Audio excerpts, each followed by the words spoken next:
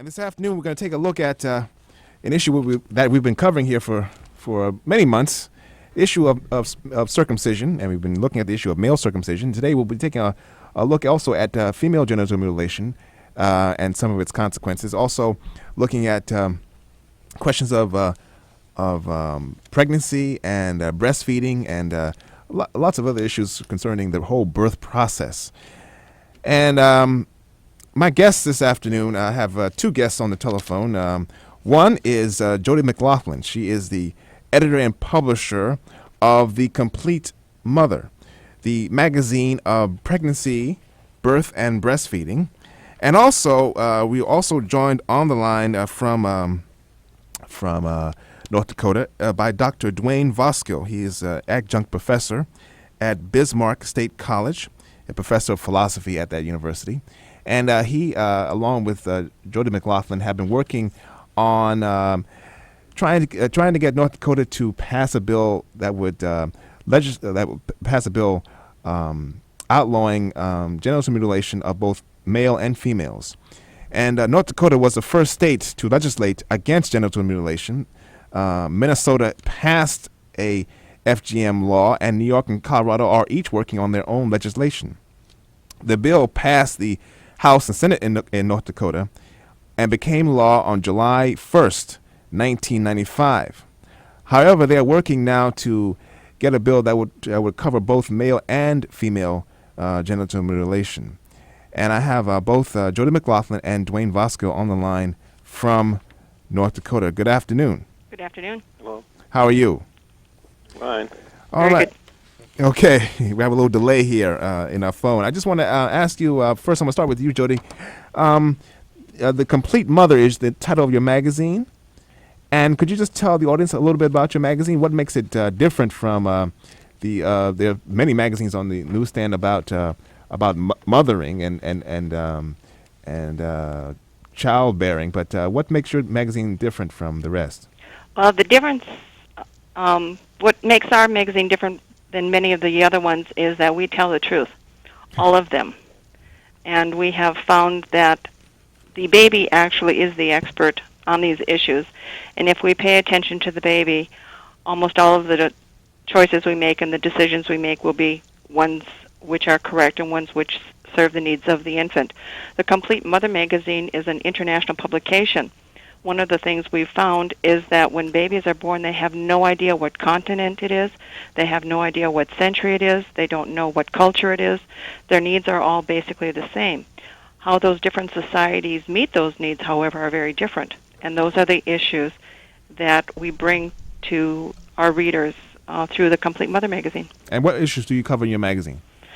We cover, of course, pregnancy, birth, and breastfeeding, and also those things which make, for example, giving birth easier and safer, such as using gravity.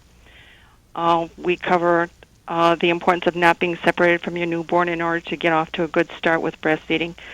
We cover those things which disturb and disrupt the relationship between the mother and the baby and the family, such as routine nursery care in the hospital, circumcision.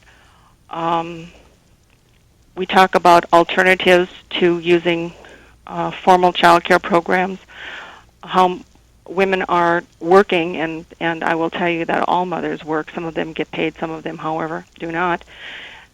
It's a very, very creative and enlightened publication, and our writer's guidelines are literary contributions will be accepted if they're gutsy, hysterical, or brilliant. Mm-hmm. So we have always have a great variety of very, very interesting and well-done articles to choose from. And how long has the magazine been around? About 11 years now. And what caused you to start this magazine? Well, actually, it was started by a woman in Canada, and she had a wonderful birth story that she had written for a magazine that she was working for in Canada, and they didn't want to publish this really incredible story about an easy and safe birth, which incidentally happened to be in water in her home. Mm-hmm. And instead they wanted her to go to Toronto and get close-up pictures of the premature babies with all the tubes running in and out of their bodies, and as graphic photographs as she could of these tortured little beings. And Catherine Young refused to do that. And instead, she used the article that she had written about having an easy and safe birth and used that as the feature article for the first issue of the Complete Mother magazine. Mm-hmm. Now, there are other publications that look at issues of pregnancy and birth and breastfeeding, but you also cover the issue of circumcision. You've got involved with this issue, you and Dr. Voskuil. Why do you feel this issue is important? Because it affects the health and well-being of the babies and their families and society as a whole. How so? Because a lot of people would say, well, this is an issue left for the parents. This is not an important issue. Matter of fact, this is it's beneficial that you have, particularly in male circumcision, that it's beneficial. Why? How come you're taking an anti position on this? Because 10 out of 10 babies prefer not to be circumcised. And anything else is rhetoric. Babies choose not to have this done. So what we really must be more interested in is finding out why society chooses to impose this on the youngest and most helpless members of their societies. And that's one of the areas that Dr. Voskuil has done a lot of research. I don't need a lot of information. I know it doesn't work for the babies, so I don't need a lot of justification. But there are people out there who have done incredible historical and international research to find out why this persists. Dr. Voskuil, you were, I should say, an adjunct professor of philosophy at Bismarck State College in Bismarck, North Dakota. Also understand that you were at one point you were chair of the philosophy department at the University of North Dakota. Right. Okay. You were let go from your position at Bismarck State because you said in part because of your position on male circumcision. Partly, yes. It has to do with the fact that my class dealt with a lot of very controversial issues, and it was hard for students to handle. And I think the administration didn't want to deal with quite so much controversy and negative feedback from some of the students. And what caused you to get involved with this issue? Well, Jody, I suppose. She sent me the articles of the first international symposium, and it was quite shocking to me. I had never really took it as a radical issue, but it finally occurred to me that this is a human rights issue, and that I, as a philosopher and teacher of ethics and so on, just could not let lie. I had to do something about it. And now you and Jody have worked together on a bill in North Dakota. It was the first state to legislate against female genital mutilation. That's right. Dr. Voskuil wrote the bill, the first draft of the bill, and also approved the final version. And what we started out was a bill that protected the genital integrity of minors and non-consenting individuals from surgical alteration or separation. And we were not able to find enough legislative sponsors for this bill to ensure its passage. So we decided that one way to address this issue would be to insert the word female, because we knew that because of Alice Walker's work and Alan Goodman's work and some other writers, that people did know about the horrors of female genital mutilation as it happens in Africa and the Middle East. And so we decided to use that awareness to legislate against these practices in North Dakota. Now, are there a lot of cases of female genital mutilation in North Dakota? Not as they are done in Africa and the Middle East, but we have other kinds of genital mutilation that go on in North Dakota and all over the country. And what is that? One of them is referred to as separation of adhesions in the very, very young female.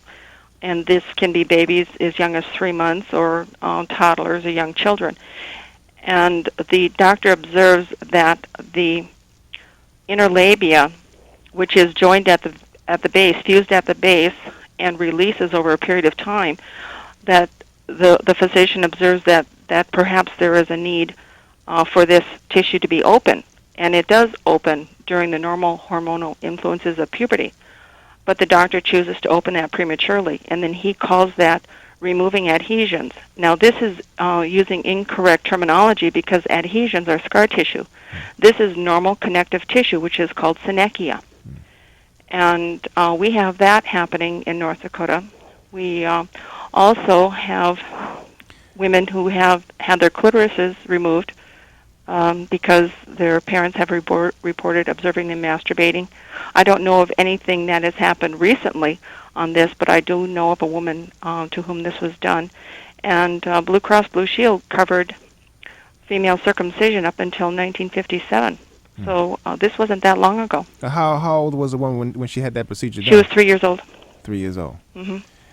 And the other most common female mutilation in North Dakota and in the rest of the United States is the only surgery for which there is no billing code. This is a ritual surgery which is necessary only in very rare instances, and this surgery is called episiotomy. And almost all women who give birth in the United States today vaginally do have an episiotomy. And could you explain what that is, please? The episiotomy is cutting the tissue between the vagina and the thigh, or the vagina and the rectum. It's cutting through muscle and skin layers into the perineum. And this is very, very rarely done in other countries. The United States, with a medical model of maternity care, does this routinely. And why is this done? The stated reason is to protect the woman's genital integrity, which I find very interesting because in Africa and the Middle East, when women have their genitals surgically altered, it is stated that this is also done to protect their genital integrity. It's said that this will prevent tears, which is not true. Women can tear third and fourth degrees after having an episiotomy. It's said that episiotomies are easier to repair, which may be true, but they do not heal better. The evidence is that women can have long-term sexual and continence problems subject to their episiotomies. And they have them in a lot of complaints about this? Just look at your own ads on TV. We have all kinds of incontinence products for women on the market today. One of the reasons some of the experts are saying that this is coming into common use is because so many women's tissues have been damaged in some ways through the use of episiotomy and poor repair. Has this procedure been done with their consent or without their consent? Or is this done as a matter of rote? It's usually done as a matter of rote. When I had my episiotomies, nobody asked me if I wanted that. But it's very, very difficult for a woman to give birth safely with her legs in stirrups, on her back with her legs in stirrups. The way the skin tissue has to stretch in order to accommodate that artificial posture makes it very, very difficult to get a baby out. If the woman, however, was in a kneeling position or a squatting position, not only would it make it very difficult to perform an episiotomy, but it would make performing one virtually unnecessary. This is why it's important, if women want to avoid these kinds of things, that they not put themselves in a situation where it would be likely to be done. So I advise women to give birth on their feet, to not be in the bed, to not have their legs up in stirrups, to give birth in a home environment, to give birth at a midwife center or a birthing center, to give birth in water is a really, really good way to protect the perineum. Now, when you were working on this law against FGM, you knew that this law would be unconstitutional because it does not. We suspected it would be, yes. We were hoping it would be. we told the legislators we thought it might be. Because why? Well, because of unequal protection. Okay, it just applies to. We're convinced there's no justified reason for excluding males. It's a sexist law. Yeah. Okay. It protects females only. Okay. So now you're working to have dual protection. Well, right now we're in the process of filing a suit against the state claiming that they have an unconstitutional law. And hopefully next time around that they will introduce a bill gender neutral. Does it look favorable there? Our attorney believes that we have a very strong case. He said that there is no justifiable reason to protect the genitals of female minors while overlooking the genital integrity of male minors. And this attorney is also a part of the Minnesota Board of Medical Examiners. He's well informed. Okay. We will, of course, be following this. It's 2:35 here on WBAI, listener-sponsored community radio in New York. Shelton Walden here. This is Walden's Pond. And my guest this afternoon on the phone from Minot, North Dakota, is Jody McLaughlin. She is the editor and publisher of the Complete Mother magazine, the magazine of pregnancy, birth, and breastfeeding. And Dr. Duane Voskuil. He's an adjunct professor of philosophy, or was former adjunct professor of philosophy at Bismarck State College in Bismarck, North Dakota. Before we go, and we'll be taking some phone calls from my listeners at 212-279-3400. I just wanted to know, Dr. Voskuil, from your students, how did they react to the issues that you were bringing up regarding circumcision?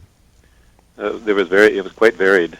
Some of them, most of them, when first approached with the subject, thought it was something. First of all, didn't belong in a philosophy class, and secondly, that it was unbelievable that I would be concerned about this. I mean, everybody in their authoritative world and physicians and so on think it's normal, and often their parents. But when they would go back and talk to their parents, they would often find out that their folks, their grandparents, were not circumcised. And when they started asking reasons why people were circumcised and they were not getting good answers, then they came back, many of them came back and said, hey, you're right. But many of them would not and could not, because it's really hard once somebody has been circumcised themselves. It's really hard to admit that you've been violated. And secondly, I have many students, nowadays we have many older than average students, and so I have parents, both male and female, who have circumcised their children. And let me tell you, once that has been done, it is really hard for people to rethink that. And so it was a very emotional issue. Yeah, it is. But the philosophical background for this is not just that it's an ethical issue, which it, of course, is, but it also has some very deep philosophical roots in why we see our world as we do. And that is another whole issue which might take us too far. I just want to know, before we go to the phones, did you read the articles that appeared in the New York Times and the Wall Street Journal recently? Yes, we have. And what did you think of them? They were certainly better articles than we have been getting of recent, but there are still some things that I would disagree with or want different emphasis on. I can't quite remember what they are, but I should have those in front of me. Okay. All right. I just wanted to ask...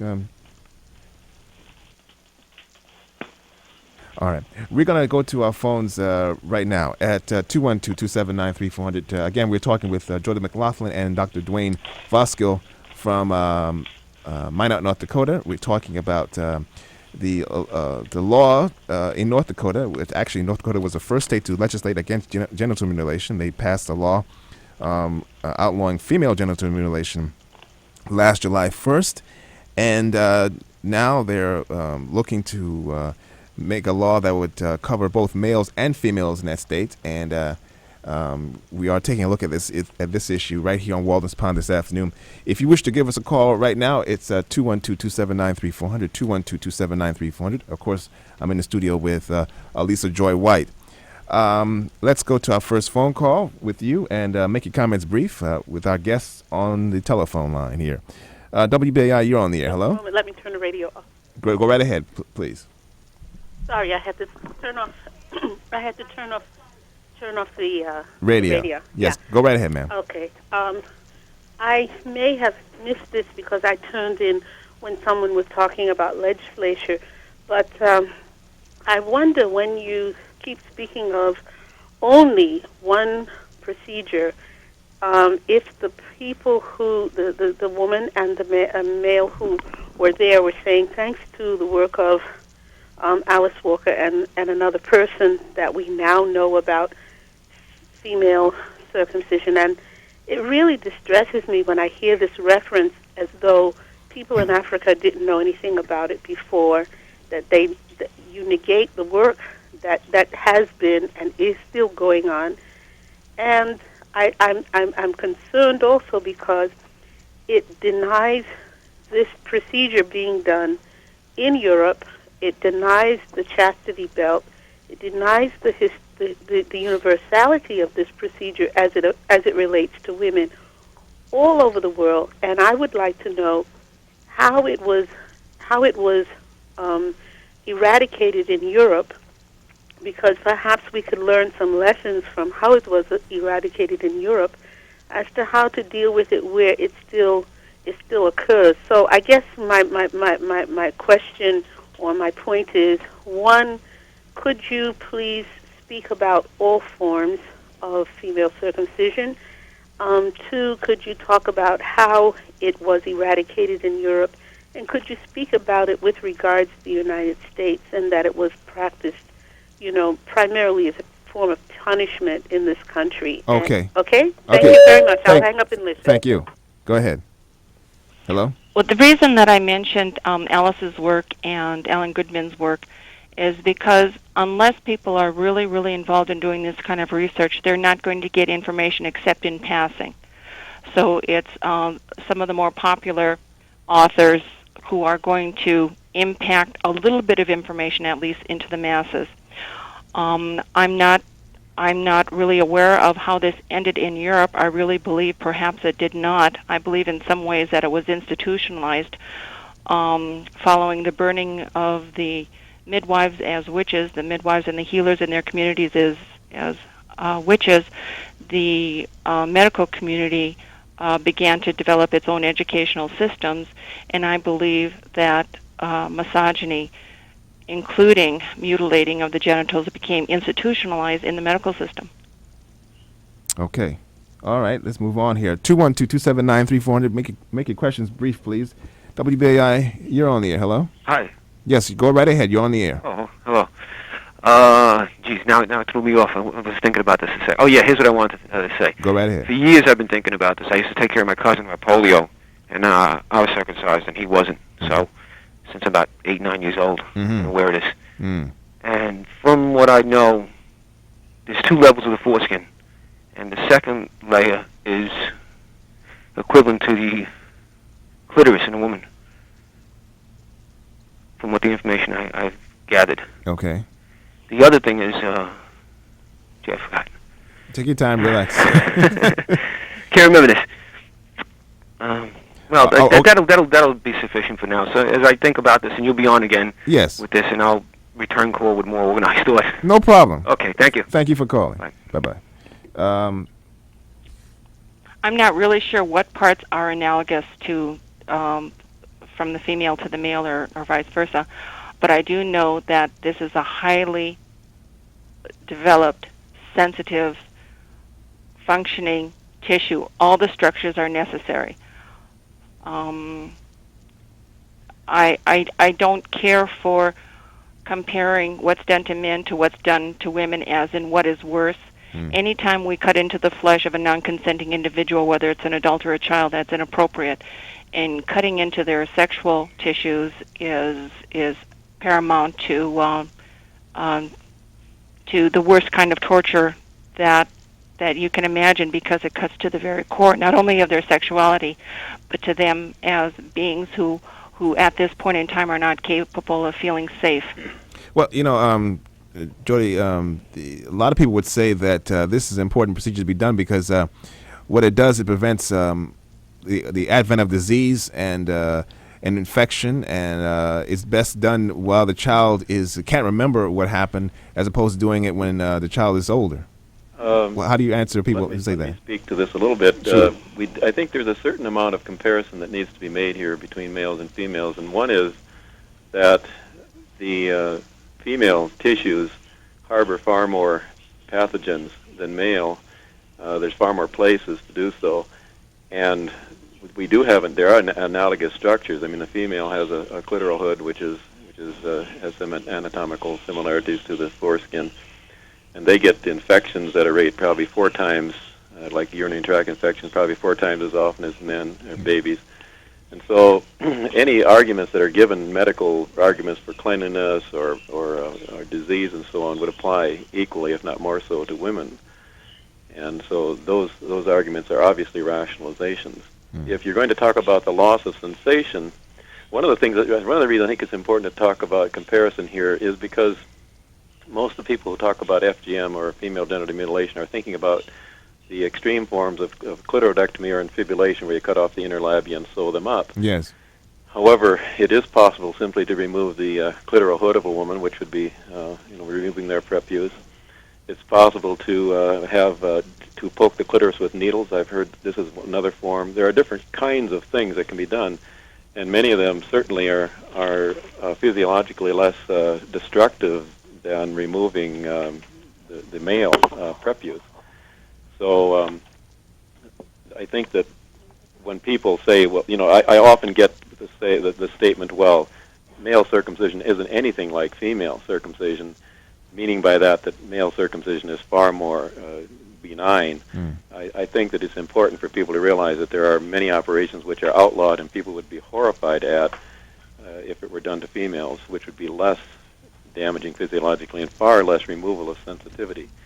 By removing the prepuce, you're removing estimates range up to half of the nerve endings for sexual sensation. And to go back to the comment made by the man earlier, it's really the glans penis that is more analogous to the clitoris than the foreskin itself. But the foreskin does have a great number of nerve endings for sensation. Elisa Joy White is here.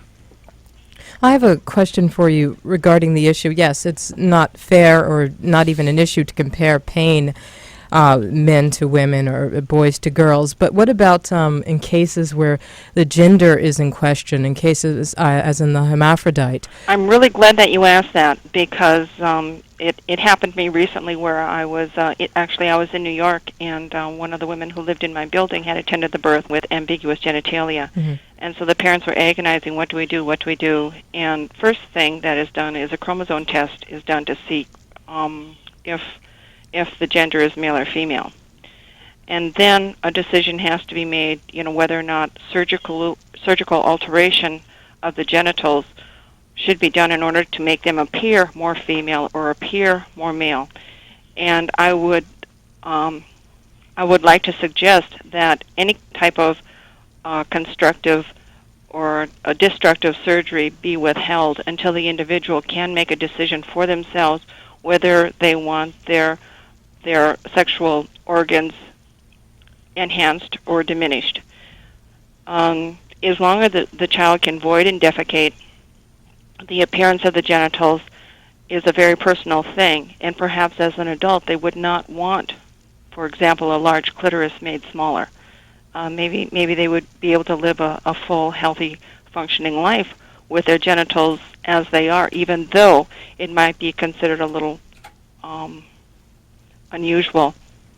I think that genitals are a personal thing, and if someone wants to have them surgically altered, then they have the right to do that, but you do not have the right, I don't believe, to impose that on someone else, particularly if it's not an issue of health or medical need. Okay, let's move on to another call here. WBAI, you're on the air. Hello? Hello, am I on the air? Yes, you are. Okay. I wonder how familiar your guests are with the writings of Joseph Lewis. Okay. Let me turn off the radio. Please. I wonder how familiar your guests are with the writings of Joseph. He's a sociologist. Okay. And I'm not familiar with him at all. Oh, you may be familiar with Charles Frazier, who wrote the book.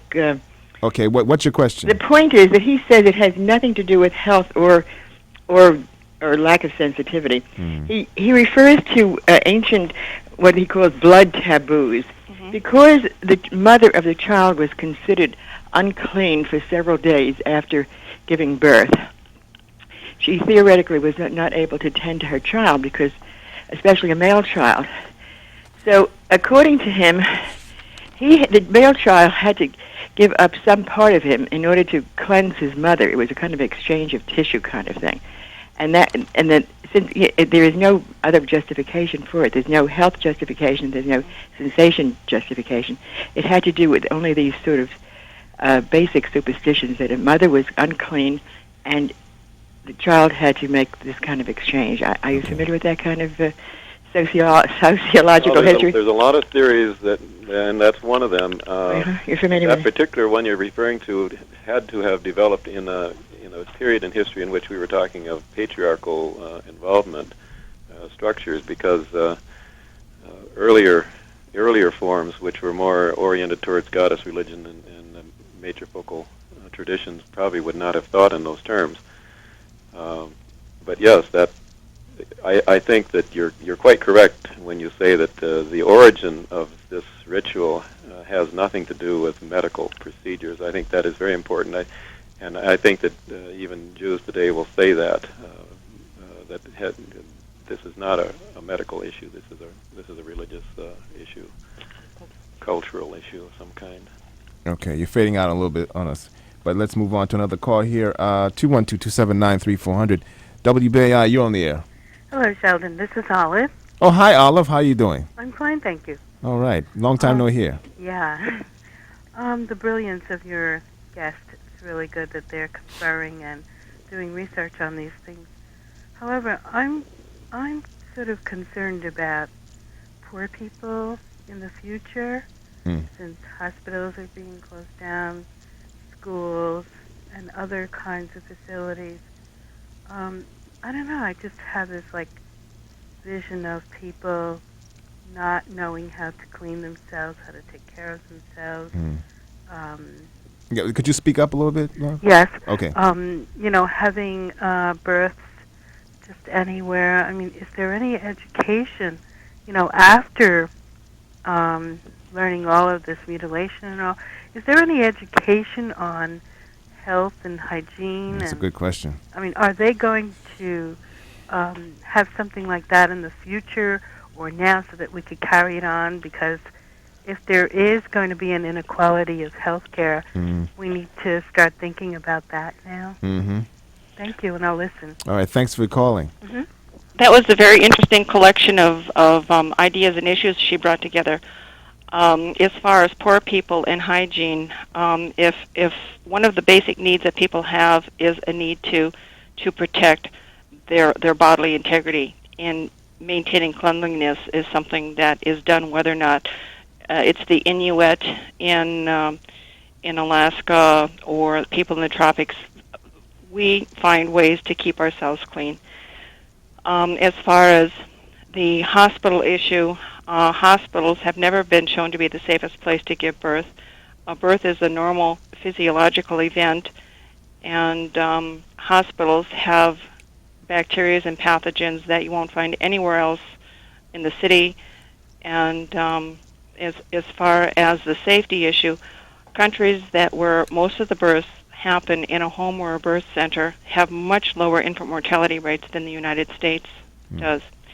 So if we start looking at what I call an outcome-based program of care, what are the outcomes that we wish to have, then it would behoove us to look at those countries who have achieved those outcomes and incorporate those principles which will work for us in order to help us in the United States have as good outcomes as they do in some of the other countries in Europe and other parts of the world. But I think what she's referring to is the fact that the United States does not have any sort of system of national health insurance like you have in a lot of other countries where, you say in England or other places where health care is equalized. That's because in the United States, health care is not a right, it's a business. And nothing is going to change, and Hillary Clinton can attest to that unless everything stays the same. This is something that cannot be influenced from the outside, and my friends who are in the medical community tell me it's something that cannot be changed from the inside. All right, let's see if we can get a couple more calls here before we part company. WBAI, you're on the air. Hello? Oh, I'm so glad you got to me. I really am impressed with your speakers because not only are they talking, I mean, I work inside of a hospital, and one of the things is that I have seen many babies circumcised, sometimes without really explaining to the mother the problems and the consequences of that. And everybody tells them is to avoid infection. When I meet the mothers, I said, do you know how many millions of men are never circumcised? And what is this word infection? And I was listening to Olive. What is this business with food and uncleanliness? I will tell you that humanity has lived for millions of years without hospitals, and I guarantee you that they have better clean systems than anything that goes inside of the hospitals. The problem, and I heard about what she said about the separation of the baby, what we have is created an artificial, horrendous, criminal world that we take today as natural and good, when on the contrary, that's what it gives us, the violence, the hatred, all these things. I mean, how you take a puppy away from a dog, you return it to that dog, it will reject it. And yet we do this to human beings over and over, and then we tell them that they must go through all these terrible behaviors in order to give birth. These children are, mothers say, oh my God, the pain that I had to go, I can't walk, all these stitches, all these things. Like this was the normal process. So birthing has become something that women feared. Because, you know, when you give birth in a maternity center, none of these things are there. The support, the scare, and the lady said it. Once they killed the witches were really the women, wise women of ancient times.